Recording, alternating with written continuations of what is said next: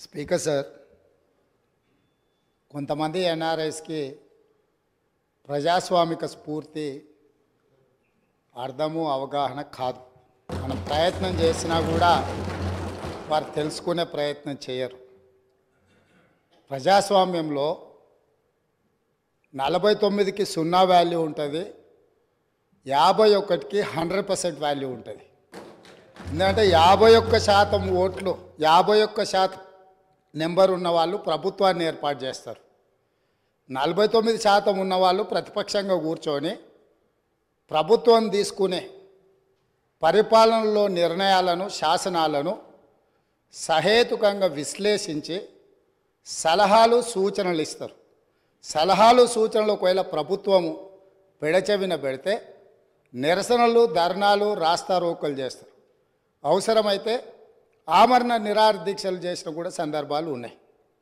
ఆ స్పిరిట్ను తీసుకోవాలి తప్ప వాళ్ళు 64 ఉన్నారు, మేము 39 మంది ఉన్నాం, మేము అచ్చోసిన ఆంబోతుల్లాకున్నాం, మేము పోడియంలోకి వచ్చి కుస్తీలు కొట్లాడతాం, ఈ రకమైన భాష వారి గౌరవానికి కానీ ఈ సభను నడిపించుకోవడానికి కానీ సహకరించదు. రెండవ అంశం, పదే పదే గత పాలన గురించి, గత ప్రభుత్వాల గురించి మాట్లాడుతున్నాను. సరే, వారు ఏం మాట్లాడతారో మొత్తం విన్నాక రిప్లై చేద్దాం అనుకున్నాను. కాకపోతే నా రిప్లై కోసం వారు తహతహలాడుతున్నారు.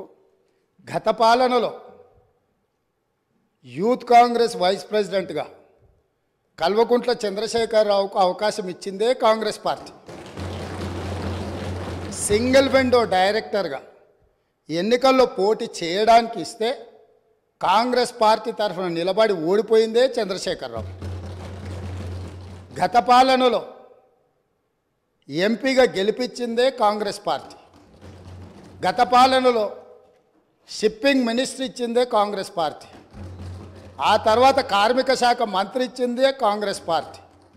అంతెందుకు, ఇక్కడ సభ్యుడు ఉన్నాడు, వారు కూడా వారి కుటుంబ సభ్యులే.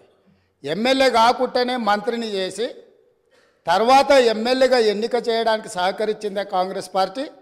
ఈరోజు వాళ్ళు ఏ పేరైతే వినోద్ అనుకుంటున్నారో ఆ రాజశేఖర రెడ్డి గారే ఆ మంత్రివర్గంలోనే గత ఆర్థిక శాఖ మంత్రి, సిద్దిపేట ఎమ్మెల్యే గారు ఎమ్మెల్యే పదవి లేకుండా మంత్రిగా ప్రమాణ స్వీకారం చేసిండ్రు. రాజశేఖర రెడ్డి గారి నాయకత్వమే ఈ దేశానికి బలమైన నాయకత్వం అని అందులో పనిచేసిండ్రు.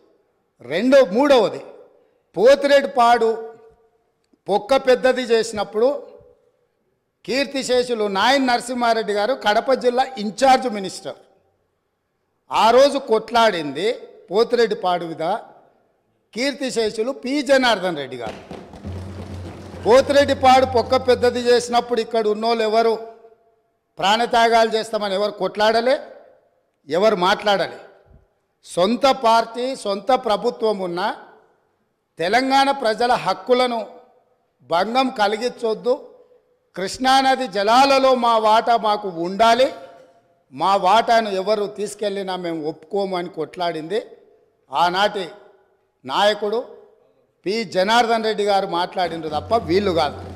కాబట్టి ఈరోజు వీళ్ళందరూ ఏ పాలకుల గురించి మాట్లాడుతున్నారో ఆ పాలకులు ఇప్పుడు మాట్లాడుతున్న పెద్దలు ఎట్లెమ్మెల్యే అయినరు?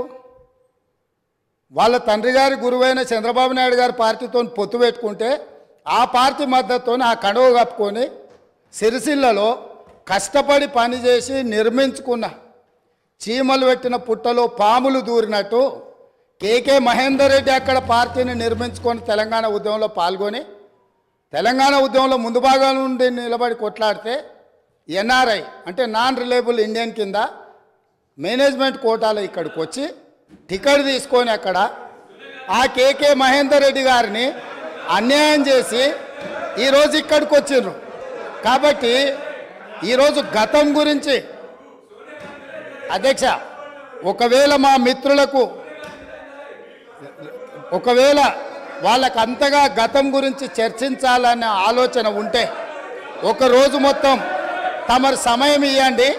తప్పకుండా జూన్ 2, 2014 కంటే ముందు జరిగిన 55 సంవత్సరాల పరిపాలన మీద సంపూర్ణమైన చర్చ ఇక్కడ పెడదాము. ఈరోజు ఇక్కడ జరుగుతున్న చర్చ జూన్ 2, 2014 నుంచి జరిగిన పరిపాలన, చేసిన విధ్వంసము, నాయకత్వం యొక్క వ్యవహార శైలి మీద మనం ఈరోజు మాట్లాడుకుంటున్నాము. కాబట్టి వారికి గతం గురించి చర్చించాలనే కోరిక ఉంటే మాకు ఎలాంటి అభ్యంతరం లేదు. గతంలో జరిగిన పరిపాలనలో ఇక్కడున్న వాళ్ళకి చాలామందికి పాత్ర లేకపోవచ్చు, కానీ అక్కడున్న వాళ్ళకు చాలామందికి పాత్ర ఉంది. ప్రత్యక్షంగా మంత్రులు చేసిండ్రు. అక్కడున్న నాగేందర్ గారు, ఆ పక్కనున్న శ్రీనివాస్ యాదవ్ గారు, ఆ పక్కనున్న హరీష్ రావు గారు, అక్కడున్న కడియం శ్రీహరి గారు, ఆ పక్కనున్న పోచారం శ్రీనివాసరెడ్డి గారు, ఆ పక్కనున్న గంగుల కమలాకర్ గారు, అన్ని పేర్లు మొత్తం అన్ని లిస్టు చదువుతా. వీళ్ళందరూ కూడా ఈరోజు వారు ఏదైతే పాపాలు జరిగినాయి అంటుండ్రో ఆ పాపాలలో సంపూర్ణమైన భాగస్వామ్యం వాళ్ళదే ఉన్నది. వరంగల్ ప్రాంతంలో జరిగిన ఎన్కౌంటర్లకు ఎవరి కారణమని చర్చ ఉంది అధ్యక్ష? ఈరోజు వారే మాట్లాడుతున్నారు. ఏమని గవర్నర్ ప్రసంగంలో మొత్తం కాంగ్రెస్ పార్టీ మేనిఫెస్టోనే పొందుపరిచిండ్రని చాలా సీనియర్గా పనిచేసిండ్రు మంత్రులుగా. గవర్నర్ గారి ప్రసంగము పార్టీ యొక్క ఎన్నికల మేనిఫెస్టోను మంత్రివర్గంలో చర్చించి మా ప్రభుత్వం యొక్క భవిష్యత్ కార్యాచరణను మంత్రివర్గం ఆమోదం చేసిన తర్వాతనే గవర్నర్ గారు ప్రసంగిస్తారు. పరిపాలనలో అనుభవం ఉన్న వాళ్ళు, గతంలో ఈ రకమైన నిర్ణయాలు చేసిన వాళ్ళు కూడా ప్రజల్ని తప్పుదోవ పట్టించడానికో లేకపోతే వాళ్ళ యజమానులను సంతోషపెట్టడానికో ఎందుకు మాట్లాడుతున్నారో నాకైతే తెలియదు. నేను సభ్యుడికి సూచన చేస్తున్నా. నేను చాలా విషయాలు ప్రస్తావించిన, తప్పకుండా సావధానంగా 5 సంవత్సరాలు సమయం ఉంది. సంపూర్ణంగా ఎక్స్రే తీసినట్టుగా ఎక్కడెక్కడ ఏమేమి ఉన్నాయో అన్నిటిని వివరిస్తాం. మా ఆర్థిక మంత్రి గారు, డిప్యూటీ సీఎం గారు జరిగిన విధ్వంసం ఏంది, ఆర్థిక నేరమేంది, అన్ని విషయాలు ఈ సభలోనే తమరి అనుమతి తీసుకొని చర్చకు పెట్టి వాటన్నిటిని విశ్లేషిద్దాం. మేము సిద్ధంగా ఉన్నాం. సంవయనం పాటించి ఈరోజు గవర్నర్ గారి ప్రసంగానికి సంబంధించిన మీకు మనసు ఉంటే, తెలంగాణను అభివృద్ధి చేసుకోవాలన్న ఆలోచన ఉంటే అభినందిస్తూ మీరు ముందుకు రండి. లేదు మేము ఇట్లనే ఉంటామంటే పిల్లి శాపనార్థాలకు ఉట్లు తెగిపడవు. ఈ శాపనార్థాలు పెడుతూనే ఉంటారు జీవితకాలం. కాబట్టి దయచేసి ప్రతిపక్షానికి నేను సూచన చేస్తున్నా, మేము పాలకపక్షంగా మా విజన్ డాక్యుమెంటుని సభలో పెడుతున్నాం. మీరు సలహాలు సూచనలు ఇవ్వండి.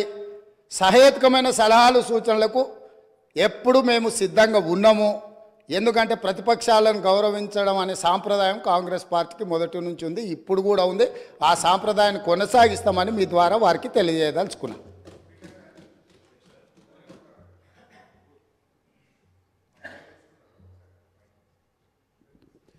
వారు మా పేరు తీసుకున్నారు అధ్యక్ష. గౌరవనీయులు రాష్ట్ర ముఖ్యమంత్రి గారు ఈ సభను ఒక నిమిషం కొద్దిగా ఓపిక ఉండాలి అధ్యక్ష. చాలా విషయాలు మాట్లాడేది ఉంది, తొందరపడకండి రాజగోపాల్ గారు. అయితే గౌరవ ముఖ్యమంత్రి గారు ఈ సభను తప్పుదోవ పట్టించే విధంగా కొన్ని వ్యాఖ్యలు చేశారు. సభ యొక్క రికార్డులు సరిచేయాల్సినటువంటి అవసరం ఉంది కనుక నేను ఈ అవకాశం తీసుకున్నాను అధ్యక్ష. ముఖ్యమంత్రి గారు మాట్లాడుతూ పోతిరెడ్డిపాడు ప్రాజెక్టు పైన మా నాయకులే కొట్లాడారు, ఆ రోజు రాజశేఖర్ రెడ్డి గారి క్యాబినెట్లో ఉన్నటువంటి మంత్రులు మాట్లాడలేదు అనేటువంటి మాట వారు మాట్లాడినారు. నేను దాని మీద ఒకరోజు వీలైతే చర్చ పెట్టండి, సభ రికార్డులు తీసి బయట పెట్టండి, వీడియో ఫుటేజ్ కూడా ఉంటుంది సభలో. అన్ని విషయాలు కూడా బయట పెడితే దాని మీద నేను చర్చకు సిద్ధం. But I want to set right the record.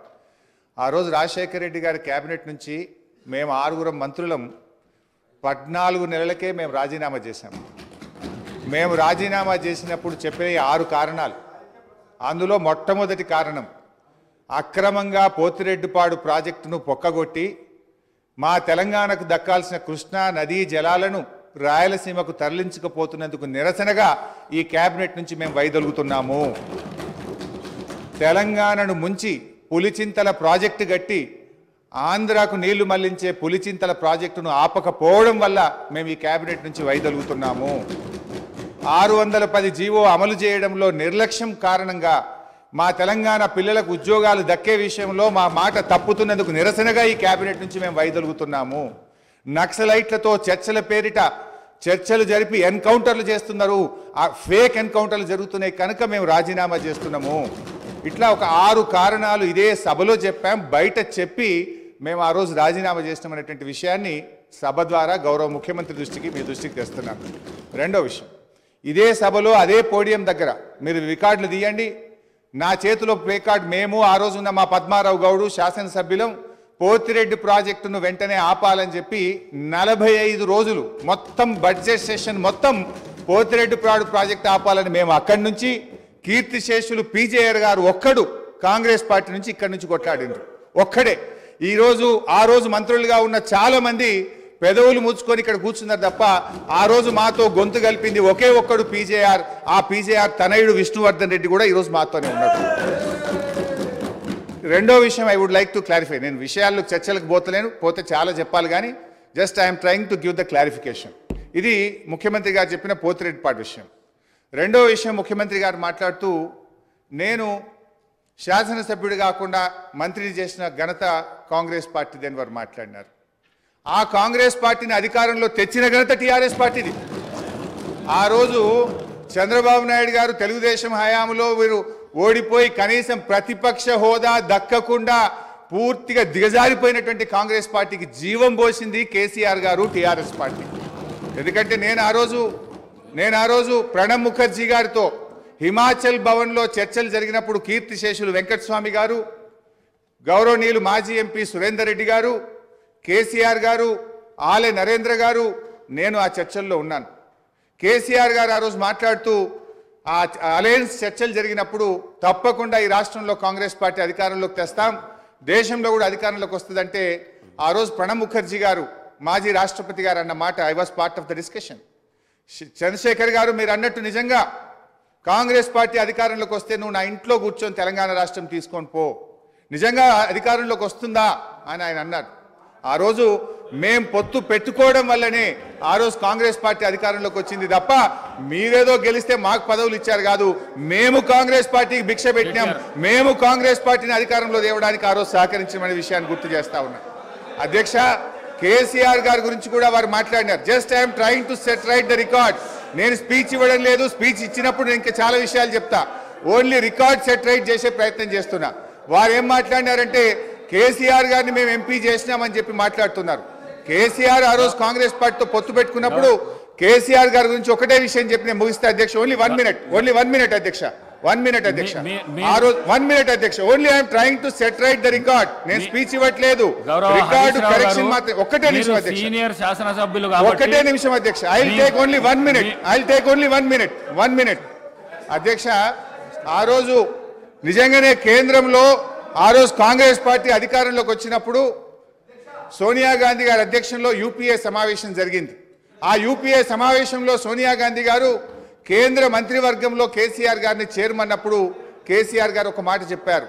Common minimum ప్రోగ్రాంలో తెలంగాణ అంశం పెడితేనే నేను క్యాబినెట్లో చేరతా, నేను పదవుల కోసం రాలేదు, తెలంగాణ కోసం ఢిల్లీకి వచ్చినా అని చెప్పిండు కేసీఆర్ గారు.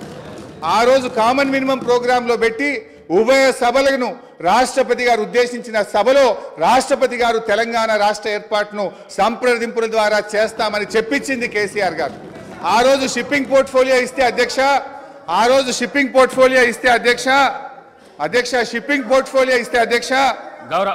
ఒక్కటే నిమిషం. ఆ రోజు డిఎంకే పార్టీ మాకు షిప్పింగ్ పోర్ట్ఫోలియో